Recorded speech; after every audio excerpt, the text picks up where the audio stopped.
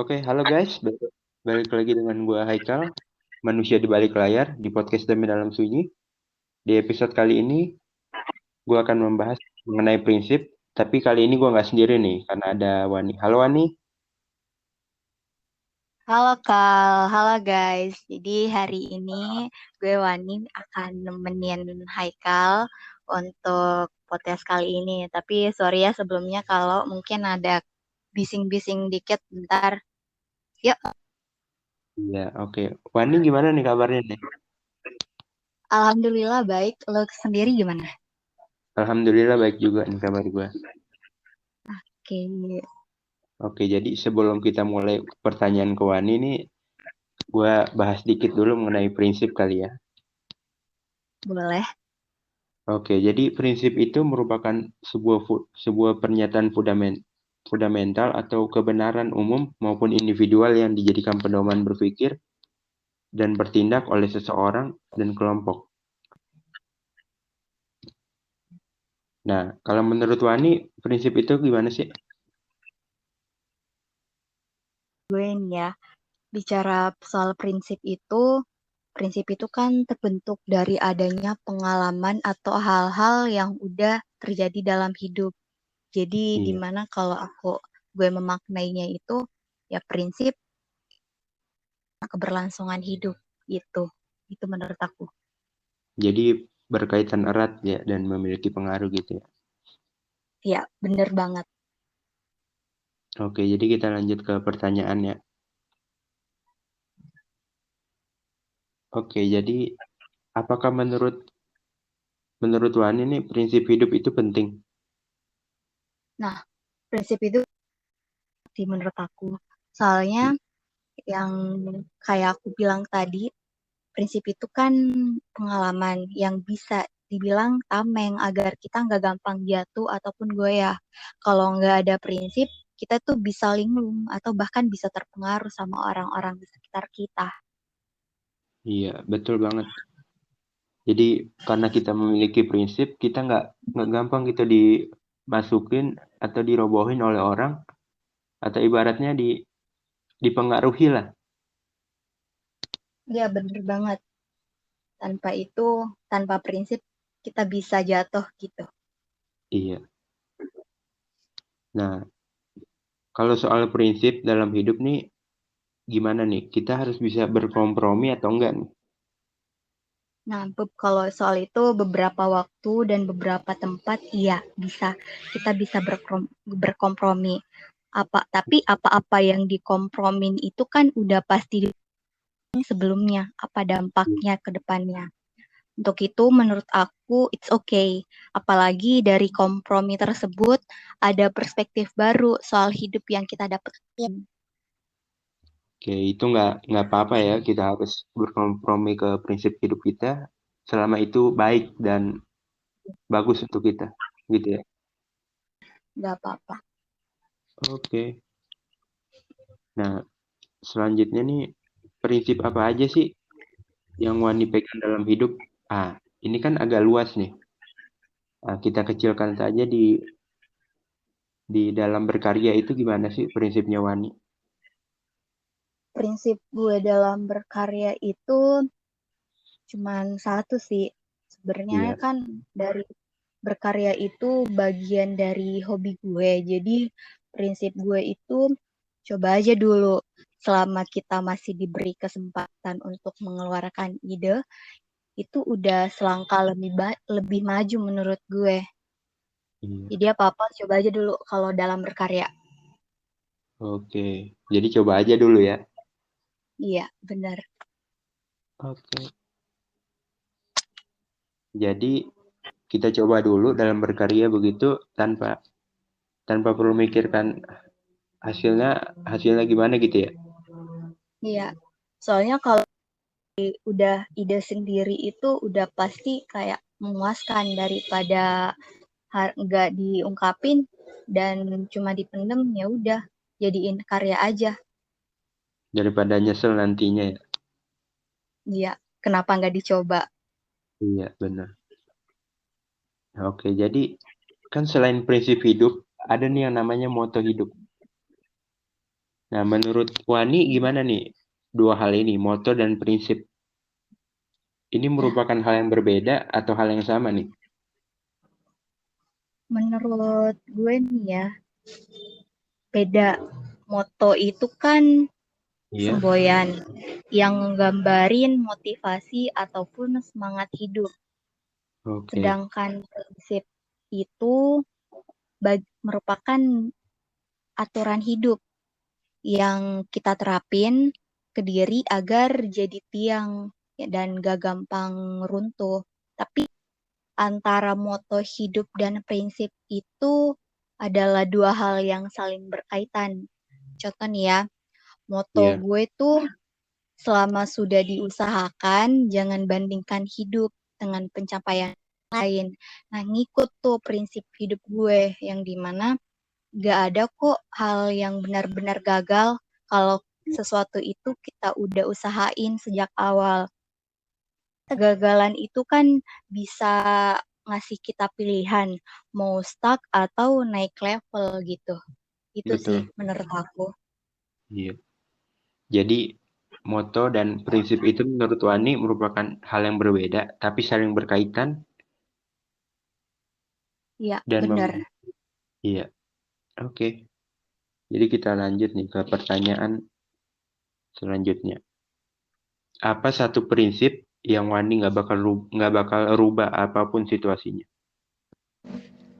Kalau satu prinsip yang gak bakalan gue ubah sih ini.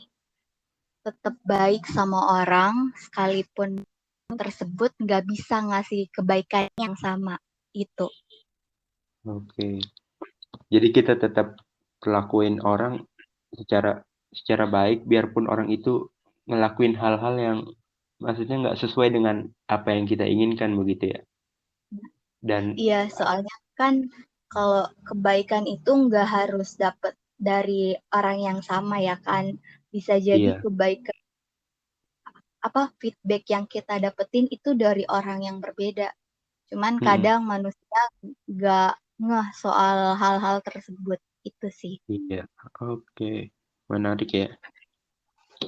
Karena tiap orang itu beda-beda ya, cara mereka nanggepinnya juga mungkin. Iya. Iya, oke. Jadi ke pertanyaan terakhir nih. Ketika menerapkan prinsip hidup kita pasti dapat dapat suatu pelajaran berharga atau pengalaman. Nah, apa sih yang Wani dapatkan dari menerapkan prinsip hidupnya?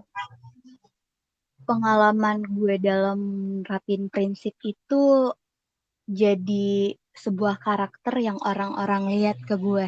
Kayak gue tuh gara-gara prinsip gue jadi orang yang keras sama hidup menurut orang-orangnya dan itu dampaknya sebenarnya bisa jadi buruk sama diri gue sendiri karena kayak kita bilang tadi kalau ada beberapa hal yang emang harus dikompromiin dan kalau ada beberapa prinsip yang kalau terlalu keras dan gak dikompromiin itu bakalan jadi toksik buat diri sendiri.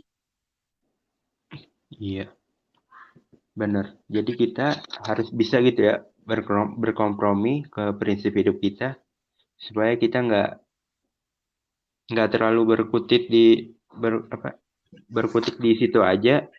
Jadi nggak sehingga itu nggak jadi bumerang gitu ke kita. Nah, Gitu iya ya. benar. Iya, dan ini ya Kyle, Heeh, soalnya kalau prinsip itu juga kan harus ditempetin di mana. iya, benar. Oh ya, tadi pertanyaan terakhir mungkin ada beberapa pertanyaan lagi nih. Oke, boleh. Seputar tadi kan kita ngomongin berkarya nih.